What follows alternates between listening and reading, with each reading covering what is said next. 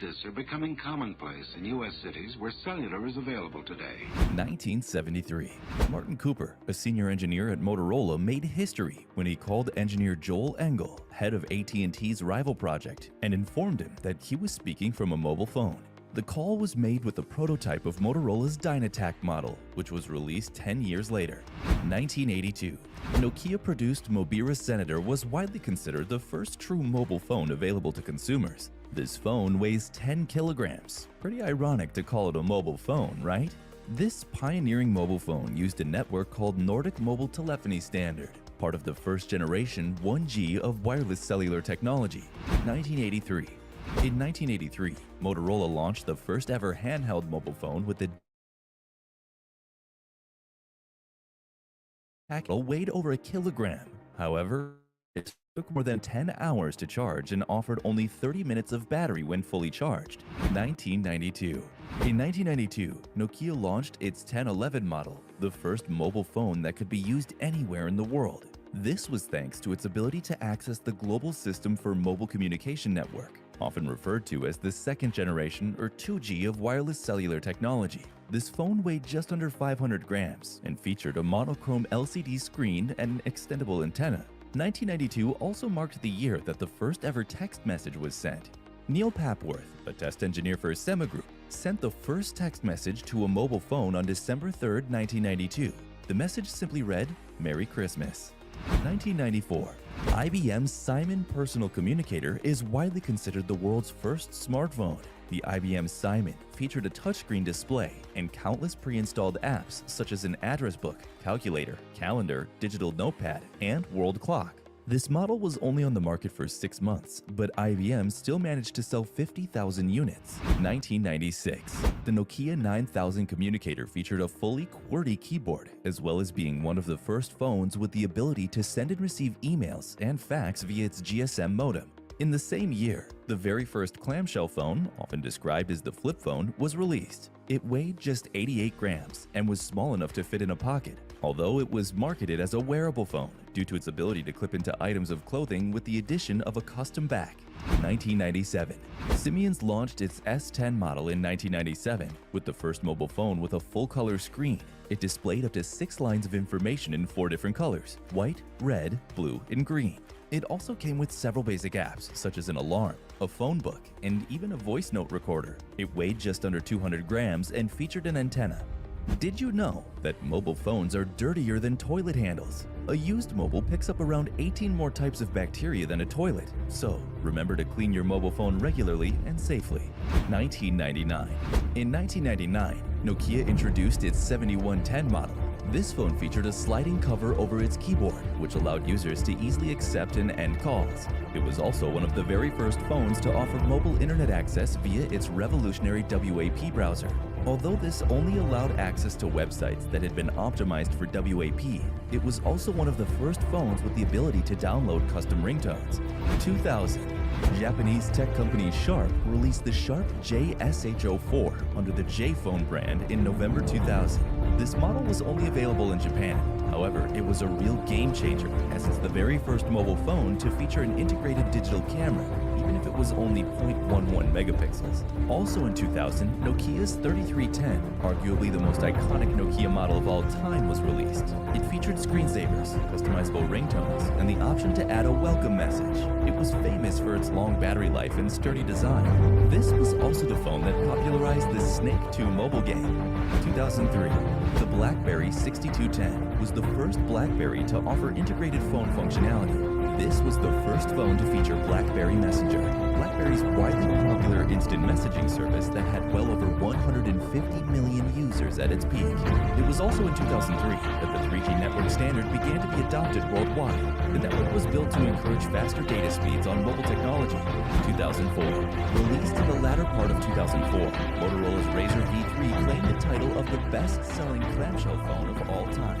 Famous for its remarkably slim design, the phone also featured 3G connectivity, a VGA camera, video recording, Bluetooth, WAP internet browsing, and a variety of downloadable MP3 ringtones. 2005. In 2005, Sony partnered with Ericsson to release the first mobile phone under the Walkman brand. The W800 was one of the very first phones on the market to prioritize music.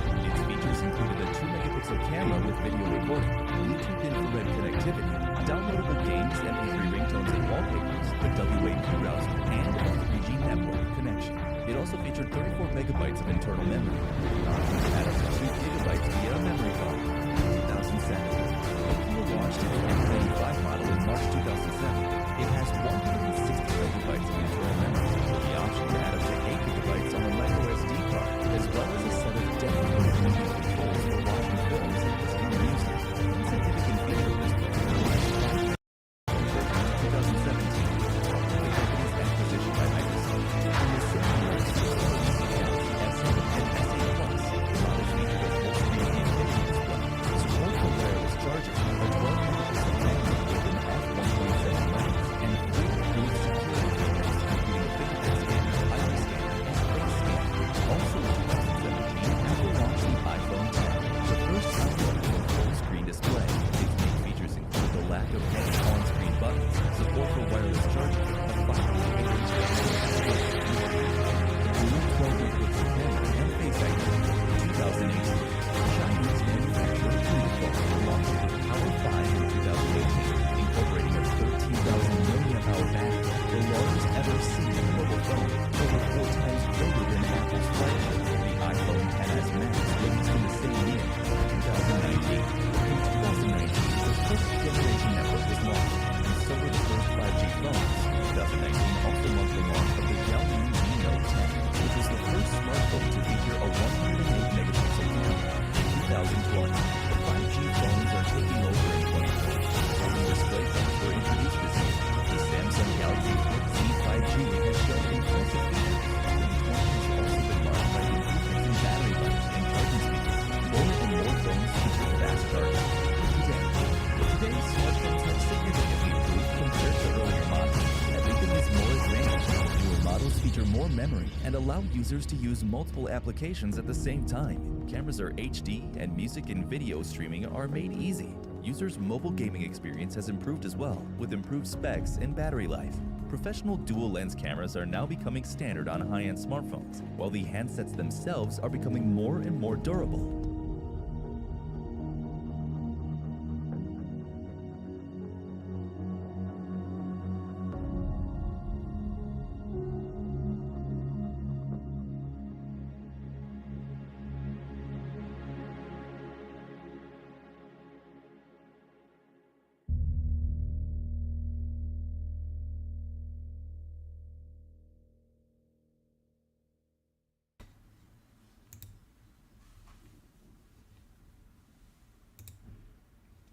Hello everyone and welcome to the Mobile Only Show. Today I'm with Daniel Stanic from Samsung. Hello Daniel. Hello, Yanni. Thank you for having me. Thank you for being here on the first. I guess my first question is an open question. Who are you? How do you define yourself? How do you define your existence? This is a really great first question. So my name is Daniel Stanic. I'm working for Samsung Germany as a business development manager. And I would say I'm a truly mobile-only evangelist because I'm working for almost 15 years in the mobile sector. So facing some different positions in different companies, BlackBerry, like Mobile Iron, and today Samsung. And I'm at Samsung for now 4 years. All right, great. Do you have any kids? What's your favorite color? What's your song of the moment? Okay, so my really favorite color is blue, or as you can see, light blue. And I'm living near Stuttgart, so it's in the southwest of Germany. And I'm married with my wife for now, we have 2024. 13 years, and we are more than 20 years together. And we have Nice. two kids, two boys. And yeah, so what really drives me is my love for technology. And I'm so happy that my two boys are also deep into technology, and they love Yeah, everything tech what is enthusiast. what is moving, and so I'm really enjoying it. And where does it come from, this passion for technology? I know that for me, it comes from, I think, the very first Star Wars that my dad showed me when I was maybe 5, 4. We went to the theater, you know, they released the new ones, and that's where I knew that technology and thinking of the future is really something I like. Where does it come from for you?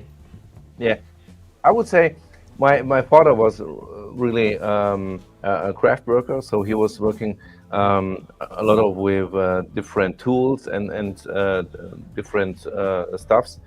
So um, he was running his own company, and when he bought the first computer, it was whoa, a long time ago. I can't remember when. And so I was a little kid. I was nearly 10 years, maybe.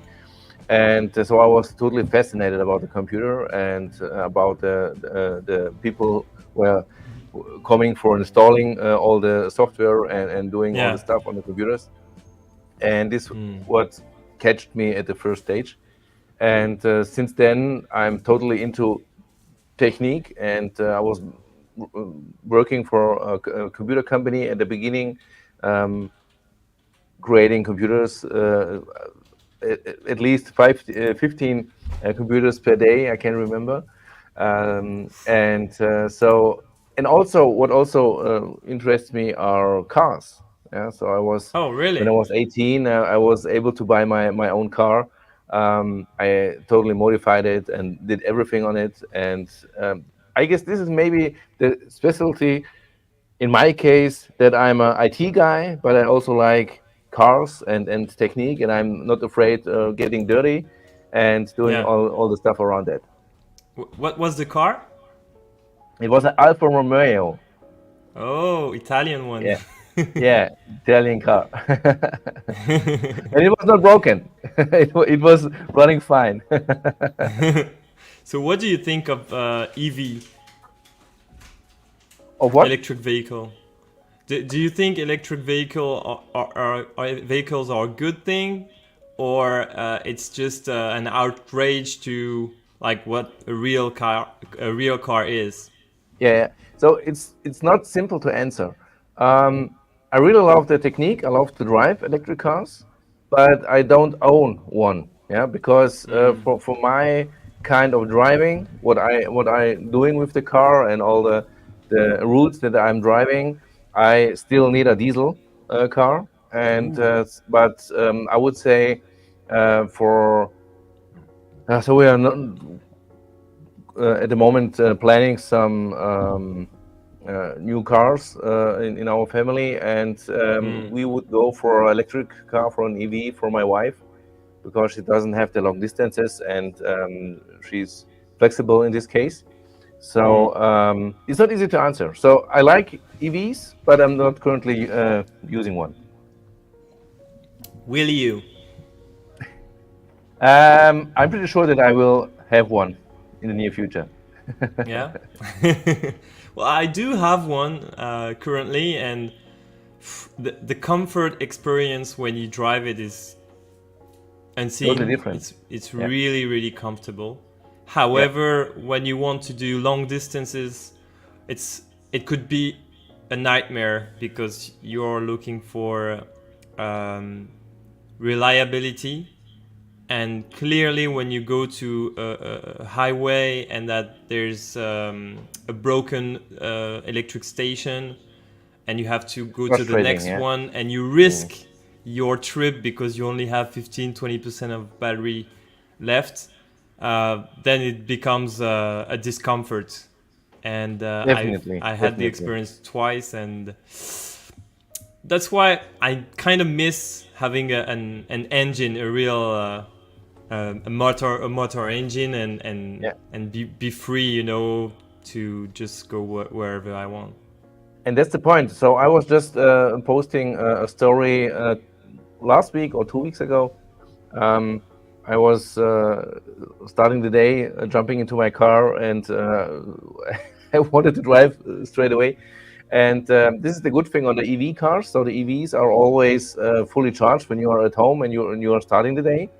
But in my case, I forgot to get some gas from my car, and so I started the car and I just get the zero on the display and say, hey, you have to immediately put some gas in it, otherwise you will have a problem.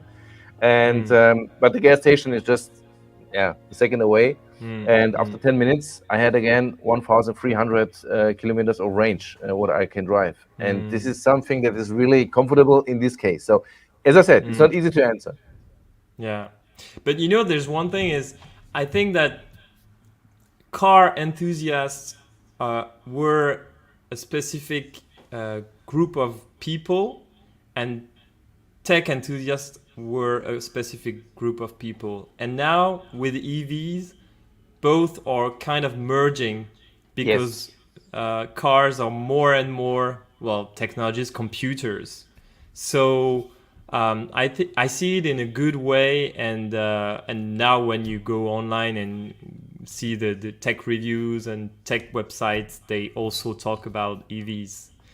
And I think that the transformation that the car industry is witnessing is kind of the same one we are witnessing on the mobile industry. What do you think? Oh, that's a interesting view. I mean, it took maybe 10 years for people to accept, even if it's only still early adopters driving EVs now. But maybe in 10 years it will be more mainstream. But what I see for 10 years, we also had a transformation in the mobile industry that is also going into one direction, which I think is the mobile as a PC. That's why this show is called the Mobile Only Show. But it takes the same. It's the same, and you're totally right. It takes the same time. Yeah, definitely. And this is what we are working on. So when I'm on the stage and I'm doing also podcasts and videos and live on stage and trying to evangelize the industry to work mobile only, because it's working and it's good. But it's really something that the people have to understand. Okay, I have everything on my phone. I can do everything on my S24. I don't have to take some notebooks with me. I don't have to get some more heavy stuff to carry around.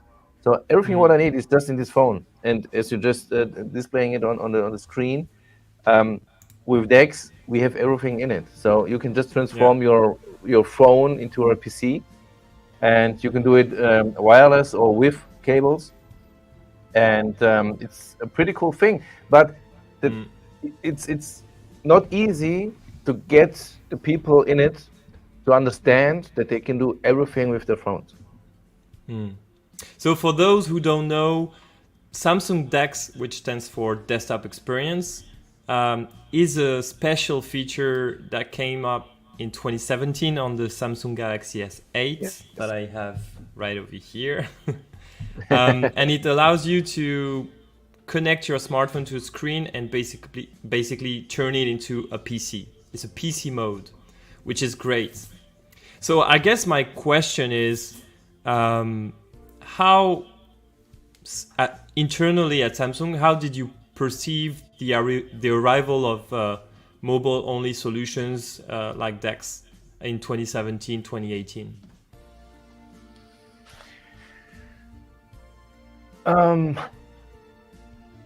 So I was not at Samsung at this time, but I was working for some partners working with Samsung at this time. And for us who are in this mobility environment, it was a totally game changer for us. So at this time I was at Bechtle. So it was a consulting group, a system house in Germany and France and so in Europe. And it was a totally new way of working. And it was quite, yeah, I would say confusing for the end customer because he has to understand, okay, I can transform my phone into a PC. Um, but for us who are in this segment, it was it's changed the way we work totally, definitely. Was it a more B2C, B2B feature at first for I Samsung? would say at first it was a game changer just to show your screen on a big TV, yeah, that you can at home you can share your photos and everything in a family group and talk Yeah. about it. But in the B2B segment, um, it was maybe difficult because not every application was there as we know it today. I So remember. Microsoft Office is um, for me the most important application on my phone because I'm doing everything in Office, so PowerPoint, Excel, Word, Outlook, and so on. Yeah. So this is really really cool and really really important. And I guess at the beginning it was not in that um, big It was in niche. this big yeah it was still a niche and so it was more a B2C functionality. But what was interesting is that my wife was saying to me, it was, I guess, around 2020, 2021, when she said to me, hey, we talked about buying a new computer for her and so on. And then she said, hey, Yeah. why I should buy a computer? I can do it with my phone. And so she totally understood it at this time. And this was for me, so wow, okay, it's not only me who understand this.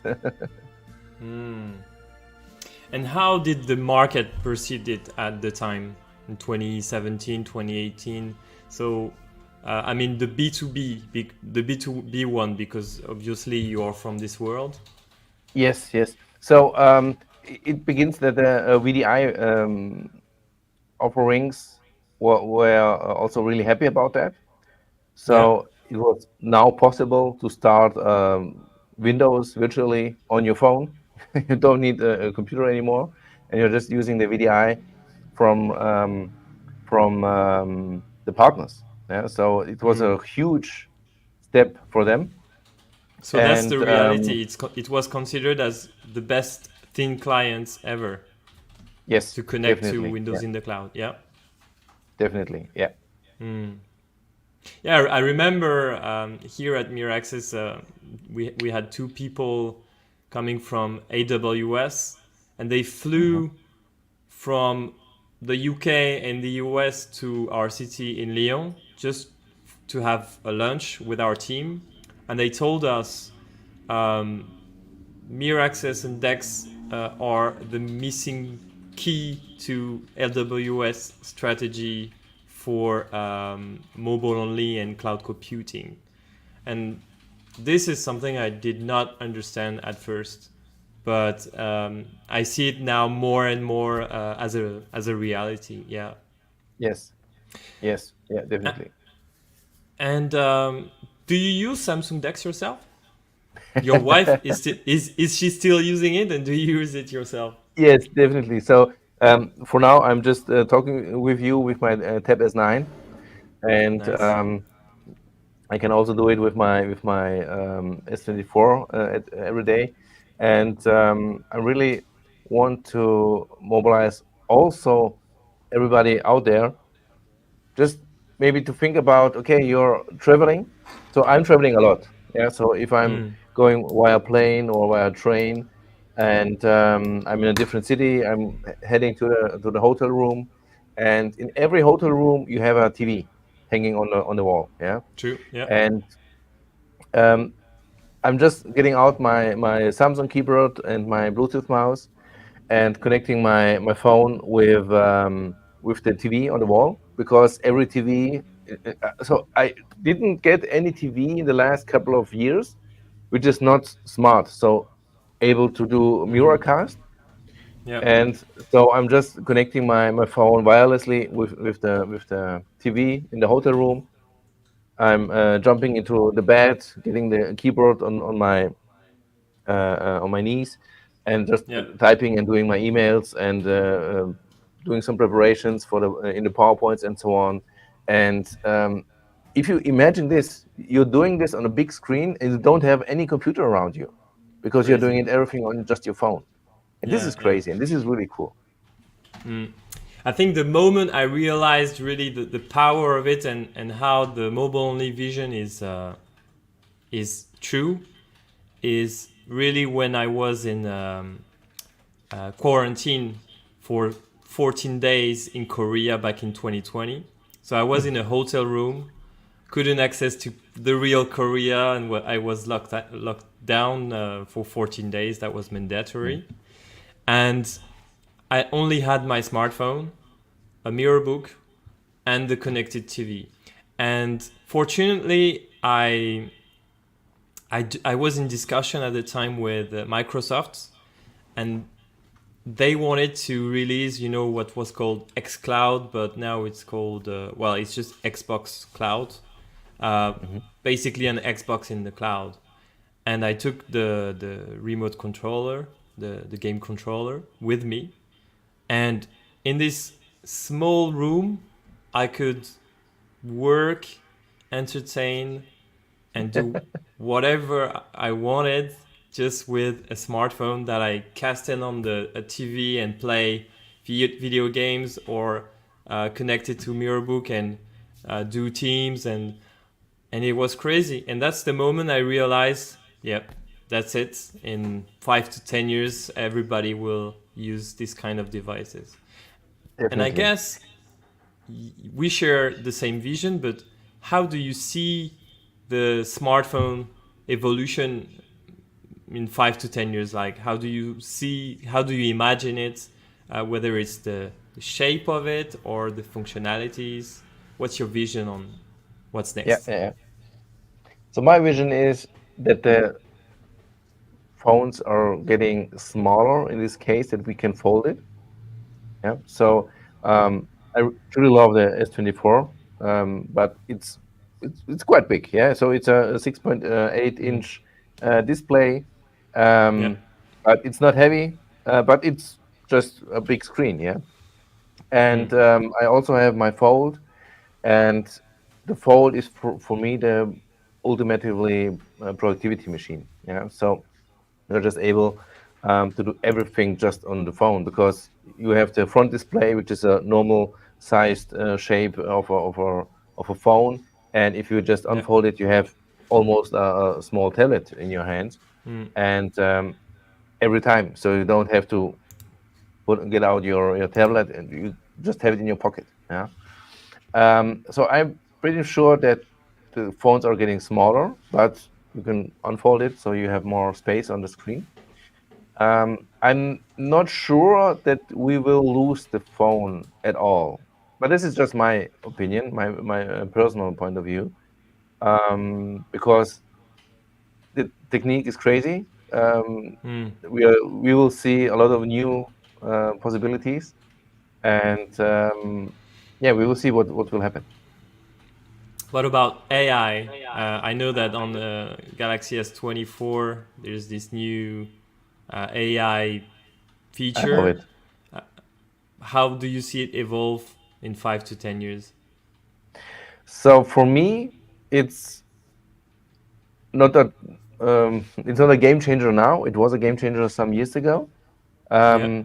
So because I'm doing a lot of with my speech, so I'm talking with my technique. So I'm talking with my phone. I'm talking with my car. I'm talking with my system at home, because I don't want to touch everything and to do everything. Mm. So it's a really good um, development of the AI. And with the Galaxy AI, I'm saving so much time. So, for example, I don't have to read the whole article of a website. I just can tap on summarize it, and I will just get the key points of this article. Mm. Um, I'm able to get a transcript of my meeting. So if I'm sitting with Mm. you in a room and we are talking together, and I get a summary of the meeting, where everything what you said is written down, everything what I said is written down, and everybody knows how painful it can be to write meeting notes if you're not doing it Totally. immediately after. Yeah, yeah. And with these tools, it's really So yeah, this really is the cool. present, but I guess in 5 to 10 years it will be much more than that. Definitely, definitely, definitely. It will So be. how do you see the mm, interaction with AI through the smartphone in I'm the looking future? forward to it. I'm pretty sure that some people are scared, and they're um, scared about what can happen with AI. That's understandable. But I had a really good. I had a podcast in German with Martin, and he was one of my guests. And I was asking him, "Are you afraid of AI, or are you afraid of what will happen?" And he said a really, really good point that he said AI can be evil because AI are not human. So I would have said that human or uh, evil species. yeah, They turn everything into a bad thing. Technology is agnostic, don't you think? yeah. So he said that AI is not human enough to be evil. Yeah, and this is what really Ah, that's interesting that way. what it was really impressive because and yeah. So if you think about it, it's really deep. It's really deep, Yeah, and it is. you have to be aware that okay, so will one AI attack another AI for some reason? I guess not. Yeah, Yeah. AI will not conquer. AI will Yes. not be racist or whatever. It will. It should stay. It should stay Neutral. neutral. Yes. Yes. Interesting. Well, we'll see how it evolves. I think the way I see the future is for the smartphone to be at the center of everything, Yes. kind of the Swiss knife that Yes. can be your desktop PC if you want. That can be your AI companion, as well as your Doc- screen Doctor. which displays your Netflix series, your Yeah. It's credit also card, my doctor because all my your health doctor. status Yeah, is also true, tracked by true. my phone. Yeah. Yeah. And this So is it's the why, central tool. yes, for everything. Yeah. It's more than a second brain because it's not only the second brain, I would say it's the first brain because your phone knows more than your own brain because I also had a speech about that where I talked about that I'm a really bad person in so I can't see when I'm stressed. Yeah, so I'm just working Okay. and working, and I'm not able to get the information in my head. Okay, you are stressed. Just calm down and get some exercise or something else. And I'm so happy that my phone is telling me or my watch when I'm wearing my watch and they say, "Hey, Yeah. you're stressed. Consider to take a break and so on." And or just to analyze my sleep. I'm not able to Oh, analyze my you do sleep. that Yeah, with definitely. the ring now, Samsung Ring Not yet, not yet. I'm doing it currently with my with the watch, watch.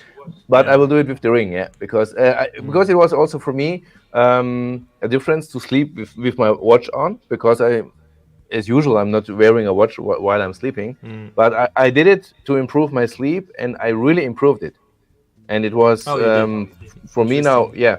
And because I was able to see in which segments I was sleeping, can I reach the deep sleep and so on. And every morning I was getting a report, and my watch or my Samsung Health app was saying, "Hey, you can do this for improving this. You can do this for improving this." And I followed this, and now I'm sleeping like a baby, and it's really really good. So I guess it's your sleep assistant. Yes, definitely. definitely. And this is something that we cannot improve by ourselves. So, or for me at least. So I need really Maybe a companion with in this case. meditation or a better health or food or you know. Yeah, it's a mix of some points. So I started meditation 5 years ago, Hmm. um, and it's amazing. I can really recommend it for some people. I didn't believe on meditation because I was saying, hey, okay, Yeah. this is just some fancy stuff that you have to do. But no, it's really helpful. And so, but meditation was not the case. I was already doing it. For me, it was the change of the nutrition. So Okay. No I more was junk drinking a food. lot of yeah. So I was drinking a lot of No more coffee. German food. Yeah. No, it's the problem with the caffeine. So because Oh. I was able to drink 1 liter of coffee, and 20 minutes later Mm, I'm going to sleep with no problem. And I was just saying to myself, okay, it's not a problem. I'm um, not I don't have problem with caffeine, so I can mm, sleep without a problem. But mm. even if you're able to sleep after drinking a lot of caffeine, it doesn't help you to get into deep sleep. So then Okay. I Yeah. changed it. I'm not drinking caffeine after 3 At p.m., night. 4 p.m. Mm, And this was really getting a much higher quality of my sleep. Yeah, and mm, this is something I was reading in my Samsung Health app. It was working. mm. What was the technology that most amazed you in your career? In my career, it was truly Yeah. Samsung DeX. So Really? without a doubt, and I'm just not telling it because I'm working for Samsung. It was already when I was not at Samsung, because it then it was really possible to have a mobile only companion with you Mm, and do everything on your phone or only with your mm, phone. And so I can't remember when I was buying my last PC. I can't remember it. mm.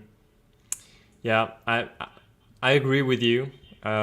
Recently, AI ChatGPT works really well, and I'm amazed how quick the adoption is and how Yeah. efficient it is to well to help you every on a daily basis.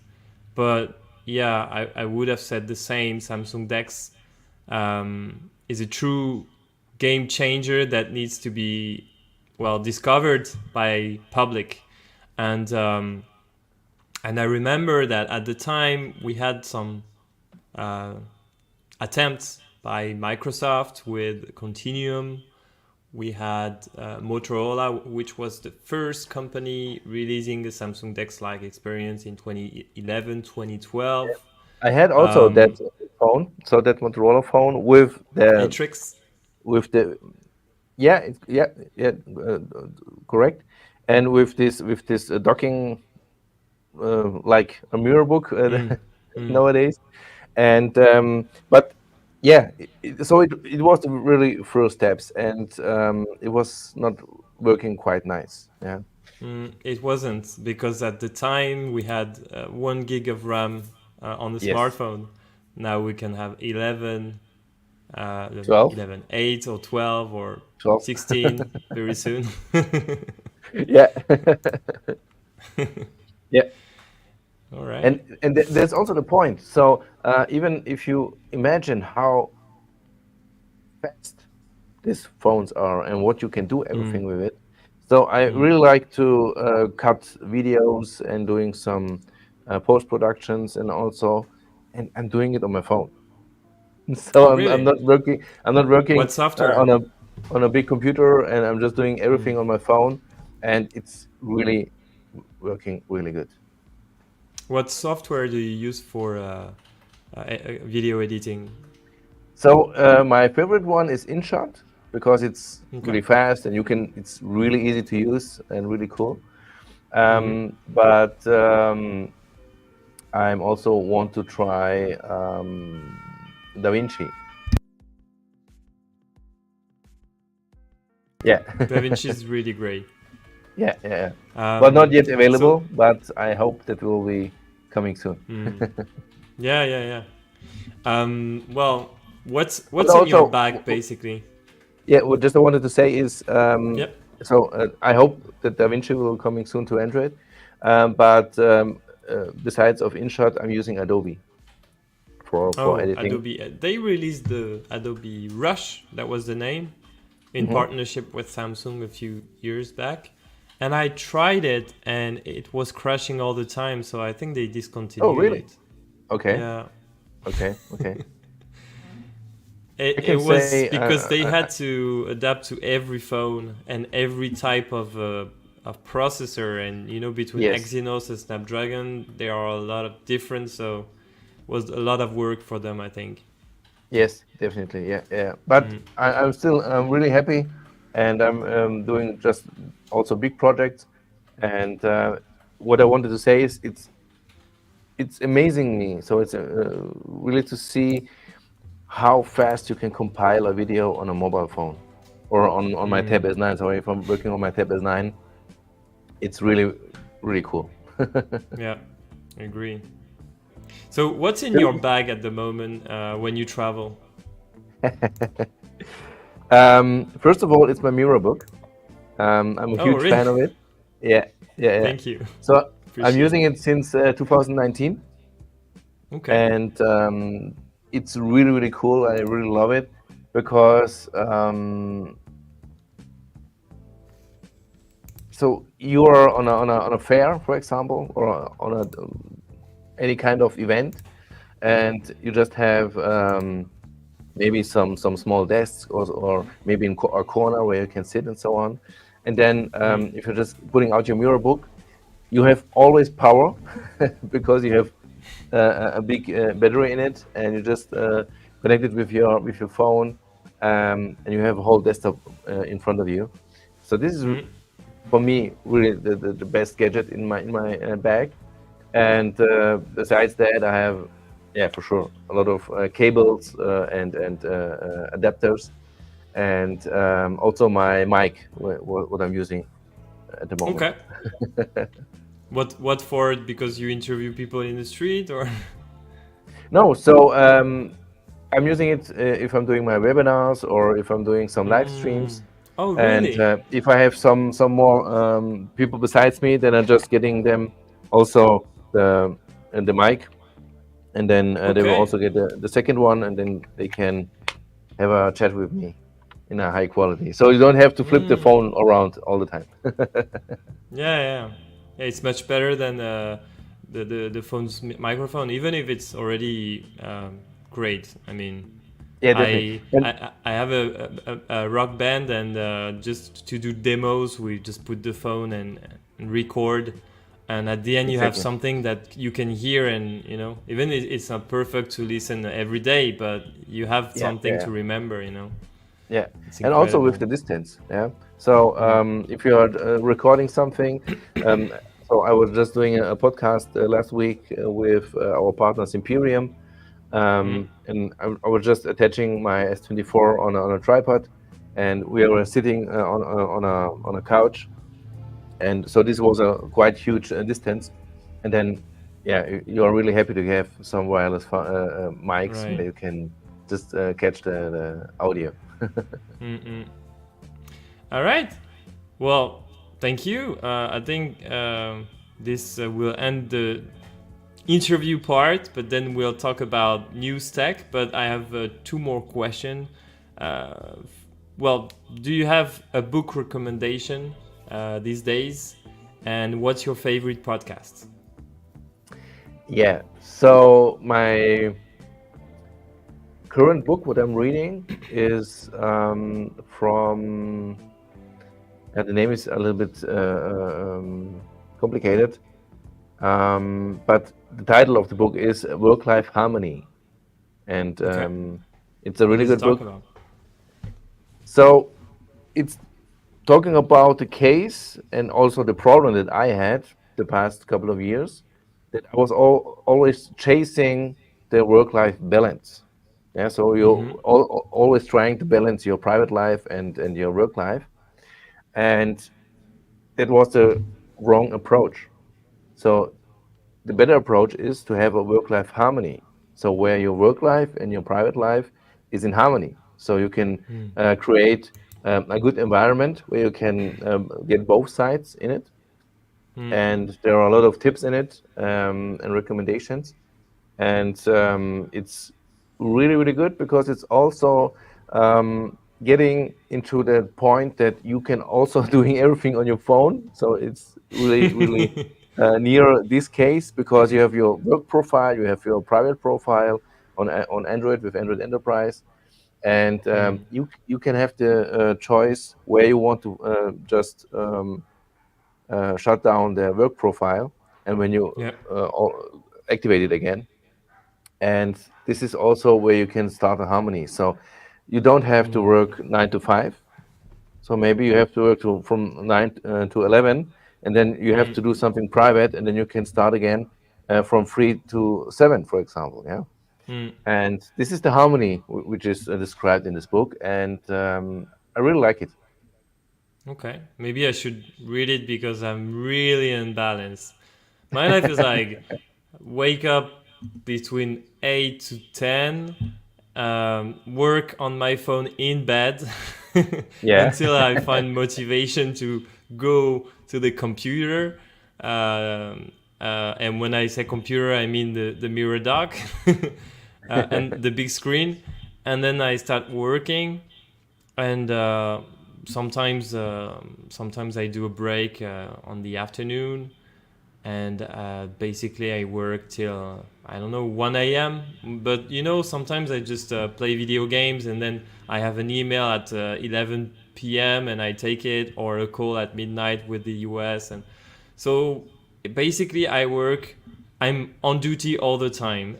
Yes. It's like being a doctor, um, and even holidays are like this. I remember a road trip I did in Japan, which was supposed to be holidays, and I had my mirror book in the car working, kind of very often.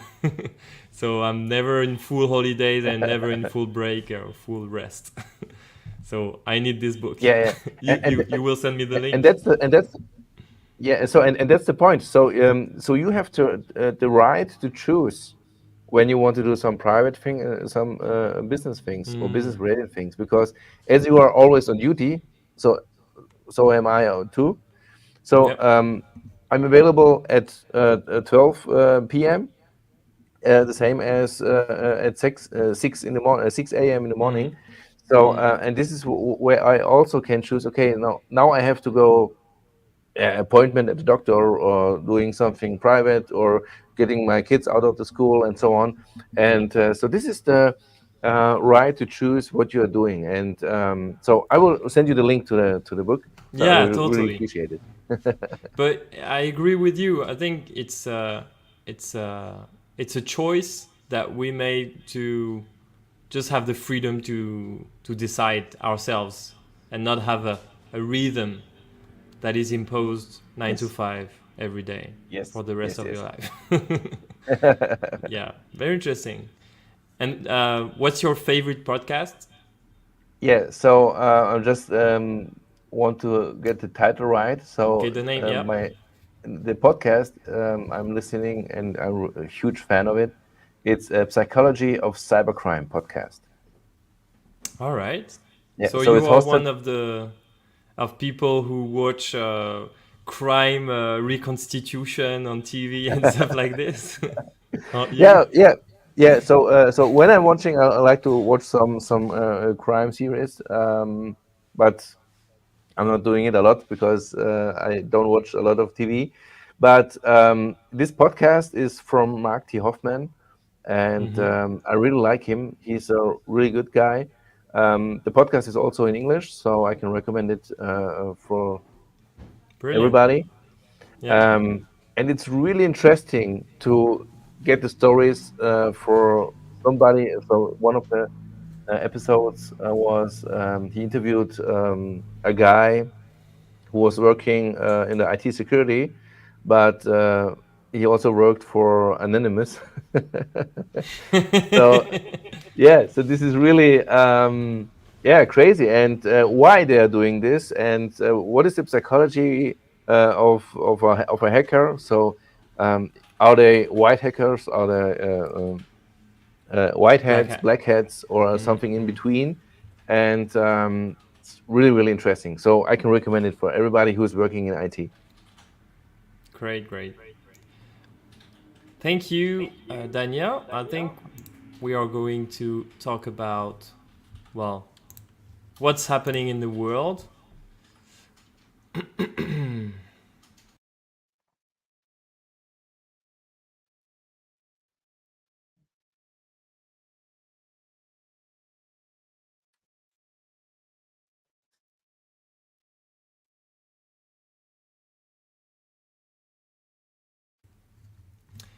Yeah, I'm back. So, now I wanted to comment the news, the tech news. They want to mine helium-3 on the moon, and there's a company they rose $15 million to do so. That's tremendous. I think that's a crazy project. It's a really crazy project, yeah. So, two of Blue but Origin's totally earliest interesting, employee, yeah. former President Rob Meyerson and Chief Architect Gary Lay have started a company that seeks to extract helium-3 on lunar surface, return to Earth, and sell it for applications here. The company has operated in stealth since its founding in 2022, but it emerged on Wednesday by announcing it has raised $15 million, adding to the previous round of angel investment. So, what do you think about this kind of project and I guess space exploration? Is it a nope or a dope for you? I would say it's dope because technically it's really interesting how they want to achieve this. But I'm also pretty sure that 50 million is not enough. So I guess they would need some more money. Totally agree. Totally agree. Yeah, maybe that's the beginning, but even for, I mean, I don't think the first fundraising of SpaceX was 15 million. So they would need a lot more. But yeah, I've watched a documentary Definitely. about a startup. Actually, there are many, but who wants to go to different asteroids around the solar system to extract minerals. And it will take maybe 20, 30 years for them to achieve that. But the natural resources that are there are tremendous, more than on Earth. So, and they want to do that with drones, Wow. autonomous drones. Okay. So you would be in favor of space exploration and With drones. Okay. human going to Mars and be not a one planet race. You would consider that? It's hard to imagine. It's hard to imagine. But yeah, why not? Because people sometimes they say, yeah, but we have enough problems on Earth. Yeah, but maybe it's easier to let the problems behind us and creating new ones. True. So the next article is about the new technology by OpenAI called Sora. And it's an Sora, article from The Verge. OpenAI Chief Technology Officer Mira Murati says Sora will be available this year and that it could be a few months. So I guess that's good news. We are trying to figure out how to use this technology as a tool that people can edit and create, Murati tells the journal. When pressed on what data OpenAI used to train Sora, Murati didn't get too specific and seemed to dodge the question, I'm not going to go into the detail of the data that were used, but it was publicly available licensed data, she said. Murati also says she isn't sure whether it used video from YouTube, Facebook, and Instagram. She only confirmed to Journal that Sora used content from Shutterstock, with which OpenAI has a partnership. I think that's crazy. So, Yeah. for you, is it a nope or a dope, this kind of technology? I would say it's also dope because when you remember the first video that OpenAI generated with Will Smith eating Will spaghetti, Smith and spaghetti. yeah, it was quite funny, and to see which quality they are now getting after 1 year. So just imagine what they will get in 1, 2, 3, 4 years. That's crazy. Yeah, it's totally crazy.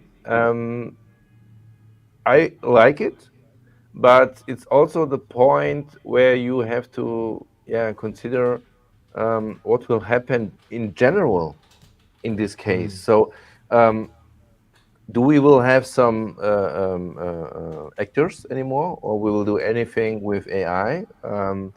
Will we have some authors, so where the scripts are coming from, or will the whole film be scripted by AI? So it's really, So all the really, creative work, yeah, basically. yeah. But I would say it will be helpful for smaller productions, for example, training videos. Yeah, you can hardly find somebody in a company who is ready to step in front of a camera and to talk about some topics to train the staff or something else. So if you do it by text only and get a video in English, in German, in French, in Spanish, and different languages, it will be a huge time saver, I would say. Very interesting.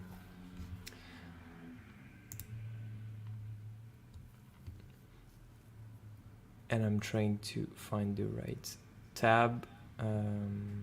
Oh yeah.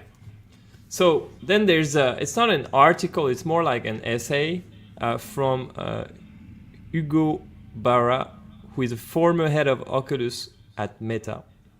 And he wrote this long essay article stating the fact that, well, Apple is doing good with the Apple Vision Pro, that it's kind of the best dev kit they could come with, but it should be considered only as a dev kit, development kit. And that from what I've seen from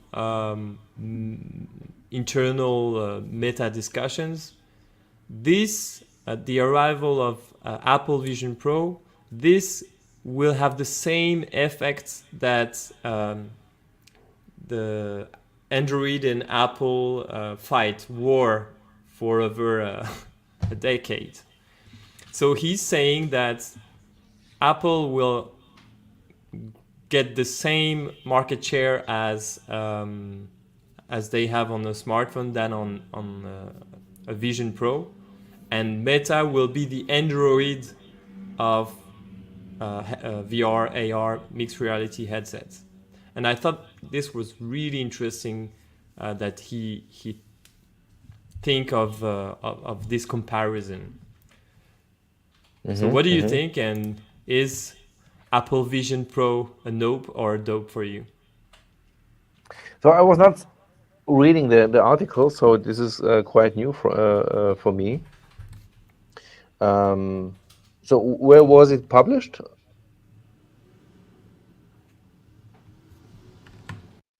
On which site was it published? This article? So it's his own website. It's a media. On his own website. Okay. Yeah, I'm surprised that I was not getting some articles about that point. Yeah, so the Android moment for Quest. I would say I'm too far away to get a statement here. I don't have a statement at the moment. Oh, so for you it's wait and see. Yeah, definitely. Do you think people would accept to work with a headset on their head? Yeah, so I was working with VR headsets the last couple of years, and realizing also some projects with VR headsets and AR headsets, because Mm-hmm. so they were running with Android, and so if you're working on an engine, for example, and um, the technic guy is wearing this headset, then he can see, okay, this is the pump, and this is um, the engine for that, and so on.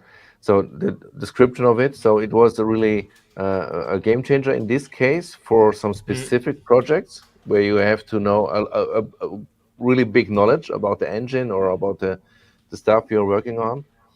yeah. But in the private sector, I'm not sure. It's yeah. Yeah, so it will be a niche basically for you. That's Mm, what you're saying. for now, yes. For now, yes. Mm, Yeah, because we have to be sure that we can wear it with not a really such a big headset, which is heavy and so on. mm, And so for my my own problem is I have motion sickness, so I'm not able to work on a display while driving or sitting in a car and working on a display. So I have motion sickness, but I can do it on a train. It's crazy. I don't know why. So I'm yeah having some struggles with it, and to get so I'm just wearing my normal glasses the whole day, and uh, so the normal glasses are also a problem for me. So I'm mm. trying to getting rid of it with a laser operation of my eyes and so on. So I'm not cannot think about it to wear glasses or heavier glasses the whole day. Mm. So what about the USB-C AR glasses such as this one? I think it's the TCL, but there's also Rocket doing one and Real. You just put them, it's like real glasses, and then you connect Hmm. them to USB-C to your smartphone, and you have basically decks popping in virtual or augmented reality. Have you tried it? I didn't try this one. I tried the Ray-Ban glasses. Okay. Uh, So you could display Ray-Ban decks on Ray-Ban? no, it wasn't able for Dex, No, so it's it's different. it's a own system by Ray-Ban. Mm. But yes, it's yeah the same problem. It's the weight for me. Mm. Okay. But the Ray-Ban one is just to record video, isn't it? Yes, to record Yeah. and to take some pictures and to get some notifications in your glasses. So yeah, only that. Mm. Yeah, but you should definitely try these ones, the Unreal or Rocket or TCL. Okay. It's worth the experience. So you have like Have real you tried it? glasses. Yeah, I have some. I can Ah, send it to you. okay, okay. And the only problem I see, and I think, give me a second. Yeah, it was in the comments. So really interesting. So I have the Rocket Max. The negative off the top of my head are fuzzy edges, corners, unless you squeeze the glasses as close to the eye as possible. True. Hmm. Always some lens flare, especially on dark black background. You can't really use them when your head is moving because the vibration need to sit still. And this is the point I agree the most, because when I was in the train, it was unusable. It was a discomfort. Hmm. Um, they're not very good for gaming, TV, monitor. It's just better because you see nothing, things more. These drains battery Okay. unexpectedly quick, but they're really, really comfortable in a bed because you can basically watch TV in any neck position you want. And that's true. I would agree with that. I watched Ah, the show, what's the name? Daredevil. That's the name in English. okay. I watched it entirely with the Unreal because I was trying for 2-3 weeks with a Bluetooth keyboard and a mouse. I tried to work and entertain with only that index and on my smartphone. Um, and yeah, it was a discomfort when trying to work or entertain properly. But when you are in your bed in the black of the room, then it's fine. It's fine. And Okay. I Okay. really wanted to check if this is the future or if this is just another gadget. And I think it has some future. So we will see. Yeah, maybe, but I guess we will have maybe other techniques. So for the moment, I can't imagine, but yeah, we will see. I guess we will have maybe something like holographics or something else to work with. Yeah, probably. And well, to finish this news review, what did you think about the Motorola concept? Is it nope or dub? Mm, I have to be carefully what I will say now. Oh, So it's a yeah, competitor. You're right. so foldables are for us not new. And this was just maybe I would say a marketing gag to get some Yeah. attention. But Mm-hmm. yeah, it's nothing new. That's Yeah. what I want to say. Okay. So it brings nothing new on the table. It's just to display what they what they can do. It's a glass show. uh, yeah, so this kind of folding is nothing new. So it's just in the other way. But Mm-mm. you have to consider, does it make sense? So in Mm. durability, And for you, does it make sense to have this on your wrists in the future? no. Okay, interesting. I had this reflection also a few years back.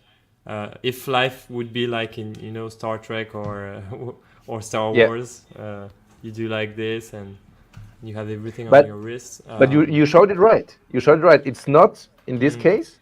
Yeah, it's more in this way.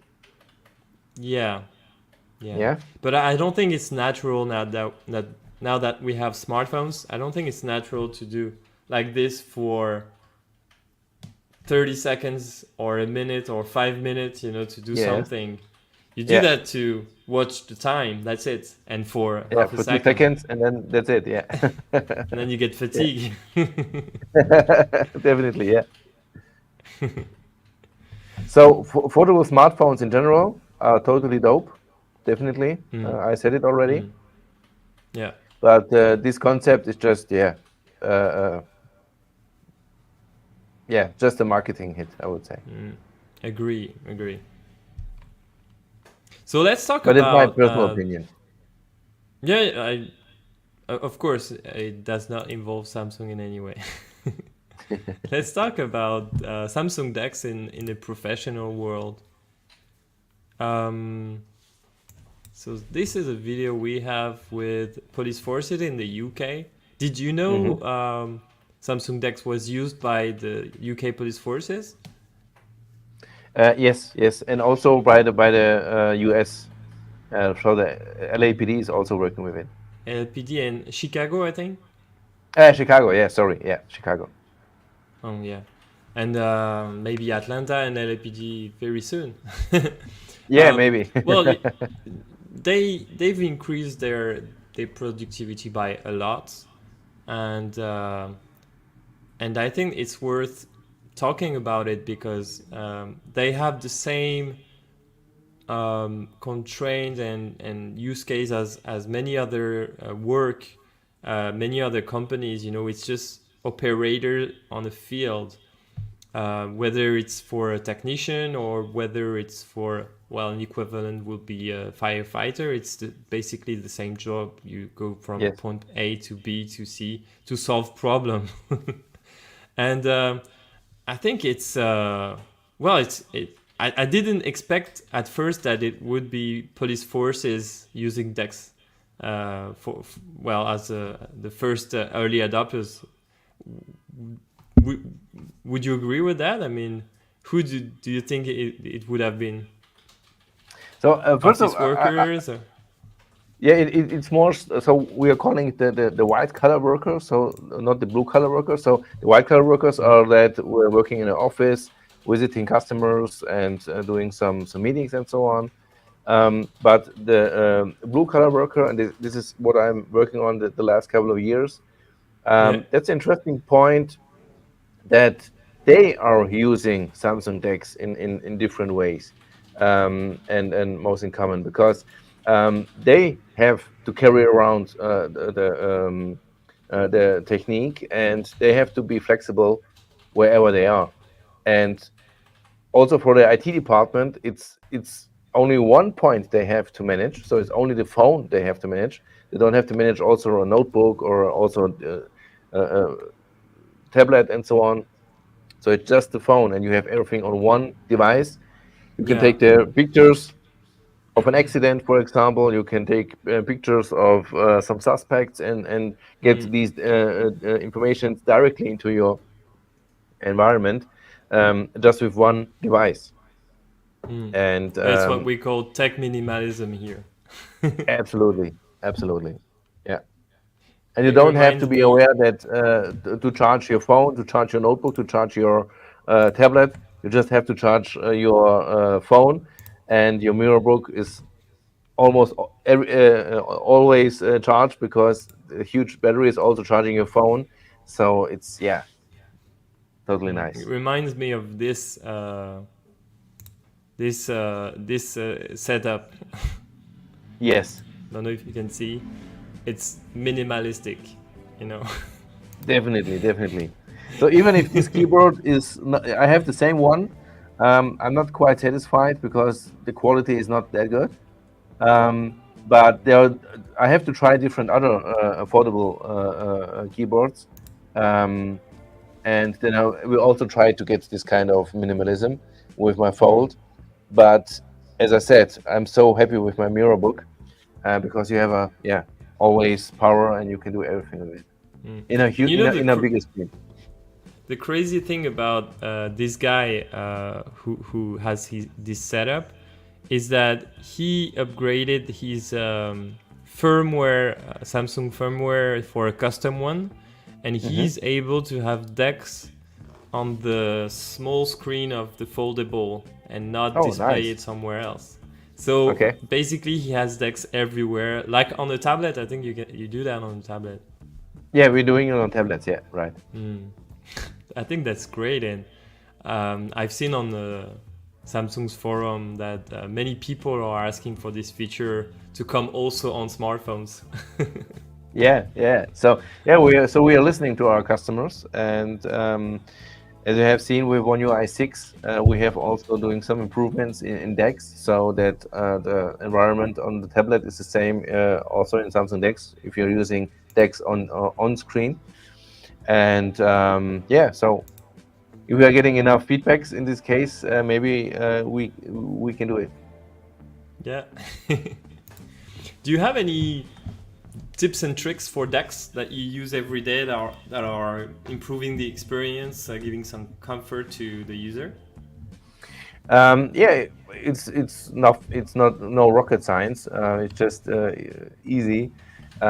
So I can really recommend to use a really good mouse, a really good Bluetooth mouse, because it's just frustrating if you have.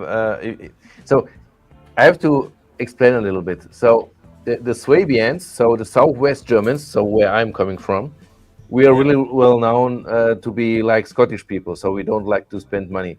So we are buying cheap mouses, for example, and so on. And if you're buying a cheap mouse and it's not comfortable, and have a old Bluetooth standard and so on. It's not working nicely. This is frustrating. So my first tip at all is to really buy a really good mouse.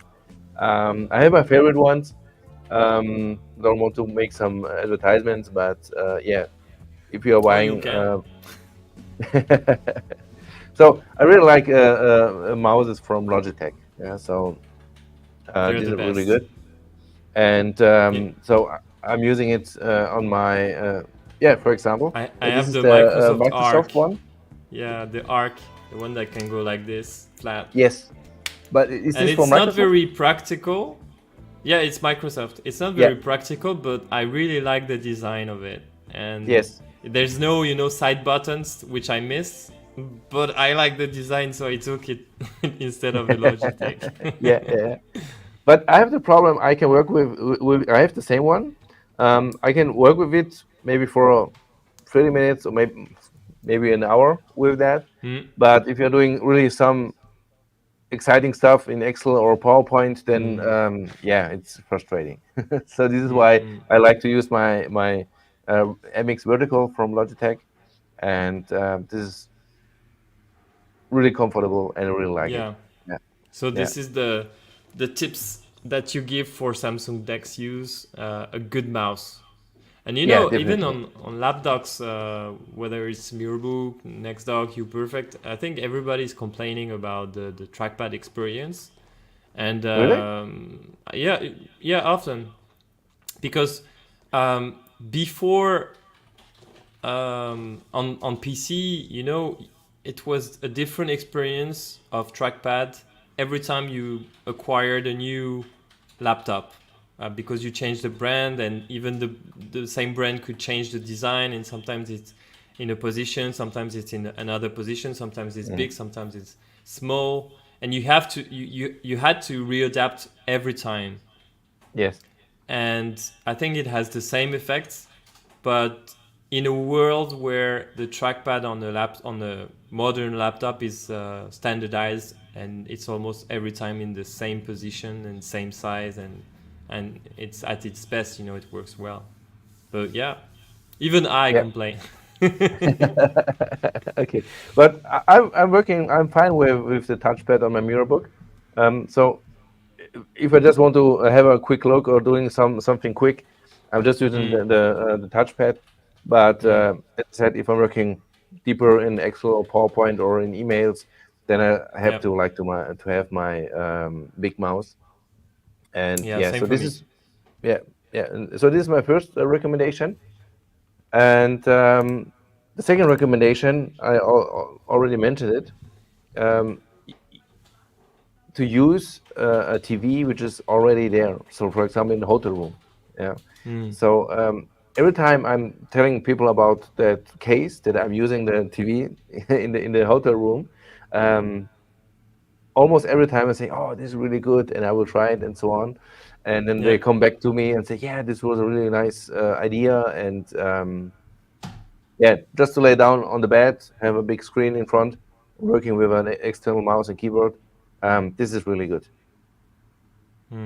yeah. I would agree.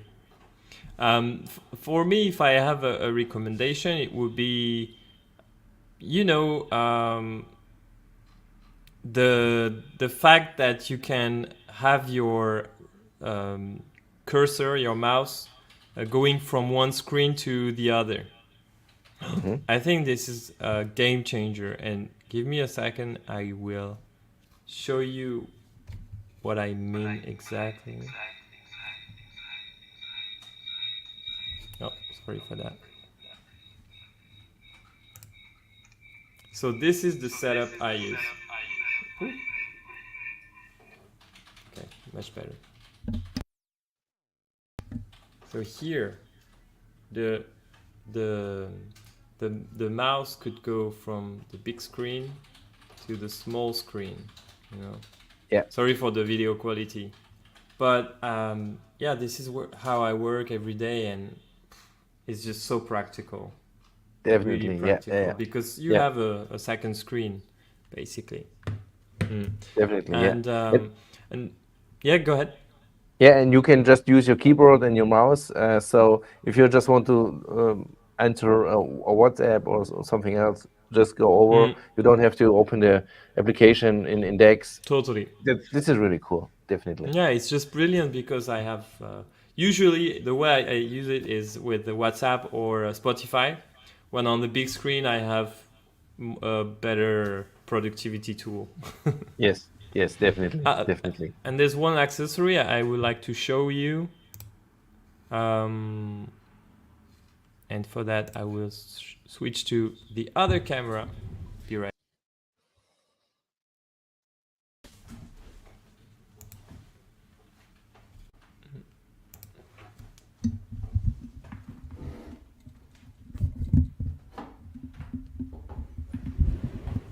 Can you hear me? Yes. Yes, great. So it's called the Phone Side. It's a French company doing that.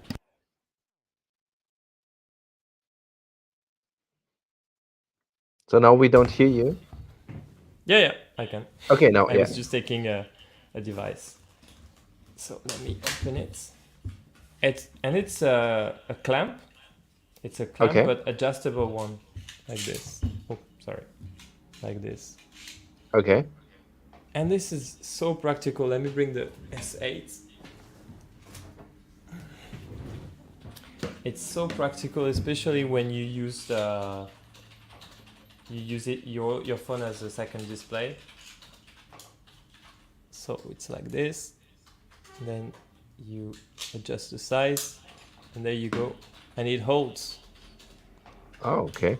And then you take your laptop or your laptop, because it's originally made for a laptop,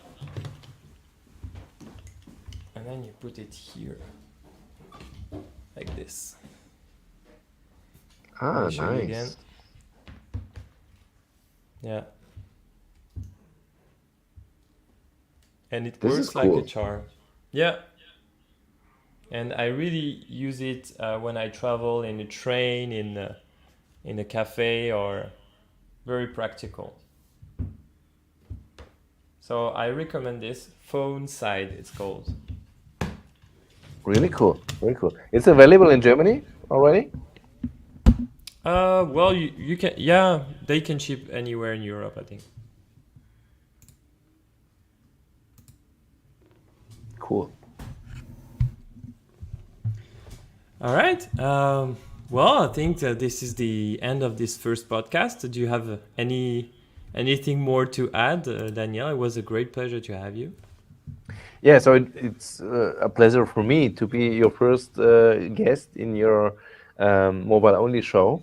And I really want to say thank you because I, as you know, I'm a big fan of your product, and I really like you as a person. So I Thank really you. appreciate it to be here. Well, thank you, Daniel. It was an honor to have you on this first.